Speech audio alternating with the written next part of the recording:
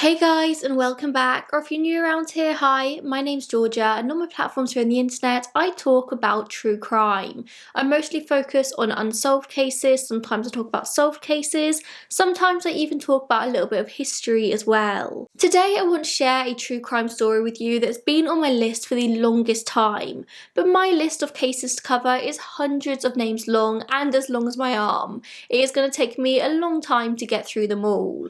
Now I would have got to this case eventually, but then it was announced in December that this Jane Doe, known as Sahara Sue for many years, was finally identified as 19-year-old Gwen Marie Story. So I went to remove Gwen's name from my list, but then I realised that she might be identified, but her case is very much unsolved. And that's what I do, I spread the word of unsolved cases, so we're still going to talk about it today. So today we're talking about the unsolved case of Gwen Marie Story of Sahara Sue, and I'm hoping I can capitalise on the fact that she was identified recently and people might still be searching her name. We can get as many eyes on this story as possible. Gwen Marie Story was born on February 23rd, 1960, and in all honesty, there is very little information about her online. Her family really haven't said much since her identification, apart from a confirmation post from her sister. That's about all I can find.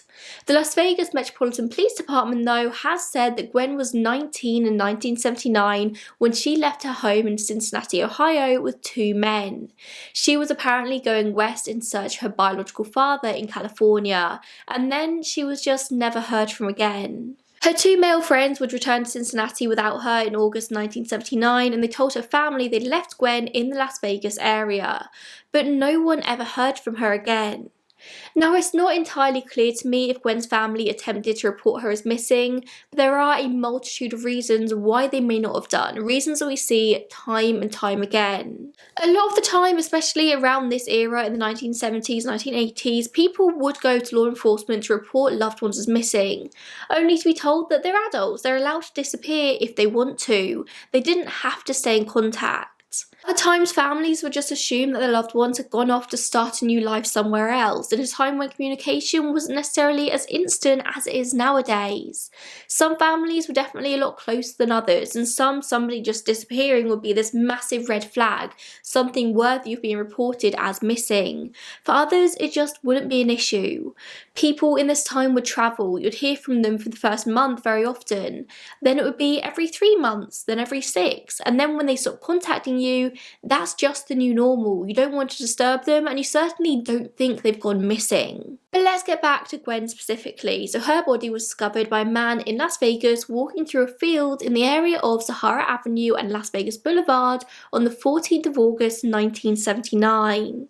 This area was the location of the El Rancho Vegas Hotel, which closed in June 1960, so many years beforehand, and is across from the Sahara Hotel today.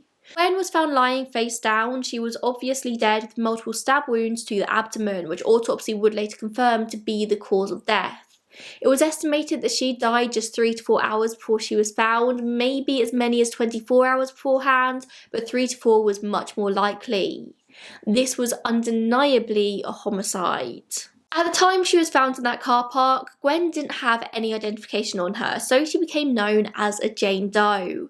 She was the Jane Las Vegas Doe at first, and then later on became Sahara Sue, named after the spot in which she was found. Authorities, of course, hoped she'd be identified soon, that surely somebody must know who this woman was, but I don't think anyone thought it'd be over 4 decades until she'd be reunited with her name. But of course, any doe found in a place like Las Vegas is always going to be more tricky to identify in 1979. This is a place with a high amount of tourists and visitors from outside this area. If you find somebody in Las Vegas, that doesn't mean they're from Las Vegas. At the time of her discovery though, her face was still entirely recognisable. Decomposition hadn't started yet. So she was estimated to be between 15 and 25 years old. She was a white female, 5'6" and 103 pounds, with brown wavy hair and brown eyes. She had well manicured nails with red nail polish on her hands and feet, and her ears were not pierced. She also had very distinct dental. She had this upper denture, and whilst no lower dentures were recovered, it was believed that she wore those too. Her fingerprints were taken, she was checked on local PD and FBI databases, but no matches were found. In more recent years, full DNA profiles were recovered, but we'll get to that later. Jane Doe, as she was known then, was found in blue Levi's hip hugger jeans, a distinctive light blue-green button-up linen shirt with this red floral embroidery and sequins detail and a tie at the bottom hem. It was evident at the scene the killer had made an attempt to remove some clothing. Jane Doe wasn't wearing shoes, but she did have a plain white gold ring on her right index finger and 2 white gold necklaces, one with a small silver cutout leaf pendant with a small turquoise stone, and the other with a gold chain and clear plastic heart pendant. Now, these pieces of jewellery weren't necessarily super expensive pieces, but they were still gold, so robbery as a motive here was ruled out pretty quickly. Investigation into the homicide did find that Jane Doe had been spotted with a white male at a liquor store shortly before she was found, with an article in the Las Vegas Review-Journal from August 1979 stating, "The suspect is a white male about 28 years old, 5'11" to 6 foot tall, weighing about 165 pounds and having a thin build, light complexion, dark blonde hair and a moustache. He was also believed to be wearing faded blue jean pants and a shirt."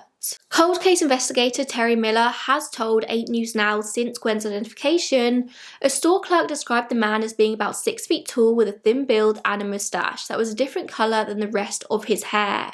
So it seems like they're still looking for the same man now in 2024.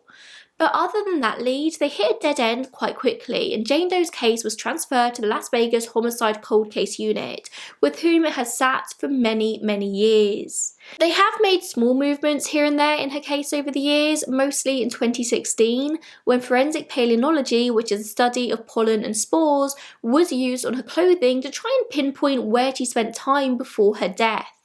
Now, this pollen apparently showed that Jane Doe had spent some time in Napa Valley or Central Valley in California before she died.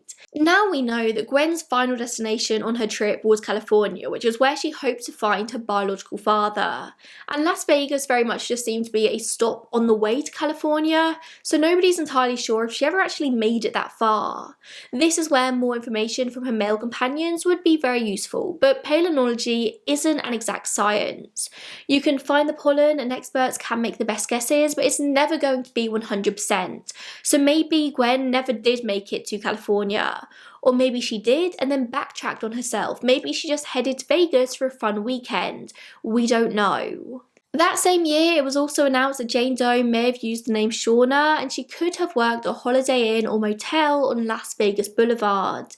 She may have also lived in a local trailer park. Again, with knowing what we know now, knowing that Jane Doe was Gwen, we know this was probably incorrect. But maybe she used an alias for a bit, however unlikely that sounds. Maybe she did genuinely work at a motel or Holiday Inn. Despite many decades passing, the Homicide Cold Case Unit were always very reluctant to give up on Sahara Sue. They knew that with advancements in DNA tech, surely an identification was just around the corner. And luckily for them, they did have her DNA. They'd actually exhumed her in 2003 to obtain this DNA, but at this time no matches were found. So it was just a case of biding their time, waiting it out. And then in September 2022, the cold case investigators contacted the amazing people over at Othram and asked them to start working on the case, submitting Sahara Sue's DNA extract. Othram then used their forensic-grade genome sequencing to build a comprehensive DNA profile, which was then turned over to their in-house genealogy team, which used this profile to develop new investigative leads, which were then turned over to investigators. On November 15, 2023, she was formally identified as 19-year-old Gwen Marie Story, which was announced publicly on the 19th of December. It's actually quite incredible just how much the composite sketches of Sahara Sue do match Gwen, particularly Carl Koppelman's. Now, with her identity made public, investigators have turned their focus to finding out how exactly Gwen ended up dead on the Las Vegas Strip, and their number one priority is, of course, finding the 2 male companions that she was travelling with that summer, one of whom context clues are telling me was actually her boyfriend at the time, but please don't quote me on that. Gwen's sister, who's been commenting on the Sahara Sue Facebook group, has said that the man in question does resemble the sketch of the suspect seen with Gwen shortly before her death. It seems that law enforcement are actively looking for any information on the men Gwen was travelling with, asking the public to contact the homicide team if they know anything at all. Details will of course be down below. I do have some questions though, like the family said they spoke to the men when they got back from their travels, so surely they know their names and maybe their details, and hopefully they've shared them with law enforcement. You'd think from there they'd be able to be tracked down pretty easily, but it seems we're still in the very early days of this investigation, so I don't know. I'm sure officials have many lines of inquiry that they're following here, but I do have one big glaring problem, I suppose, with these men being the potential main suspects here, which is why would they come home and tell the family that Gwen was in Las Vegas if they knew that she died there, maybe if they knew they'd killed her there? If they were trying to cover their back, surely they'd say they'd left her somewhere else. Why not California or literally anywhere else? Maybe they didn't think it through, there are a lot of stupid criminals out there, but perhaps that's something to be thought about. They had no way of knowing that Gwen would remain unidentified for so long. For all they knew, investigators had Gwen's name immediately. They could be telling the truth that they left Gwen in Vegas and then she met somebody else who ended her life. Or they could be lying. I'm hoping this is one of those cases where law enforcement do have a lot more information than they're sharing with the public. Of course, going forward, I'm going to be keeping a very close eye on this case. I'm sure this isn't the last we're going to hear about Gwen, about Sahara Sue. And I very much hope there is an arrest on the horizon. As I said, details of how to contact law enforcement if you know any information will be in the description box, and you can do so anonymously if required. Thank you so much for tuning in today. I do know this was a shorter episode today, but shorter cases don't mean they're any less worthy of being talked about. It just means there's less information out there for the public. If you know any information, if you knew the men that Gwen was travelling with, if you came into contact with her in Vegas or anywhere along the way, then I'm sure law enforcement would love to hear from you. Thank you so much for tuning in, and I will see you in the next one. Bye guys.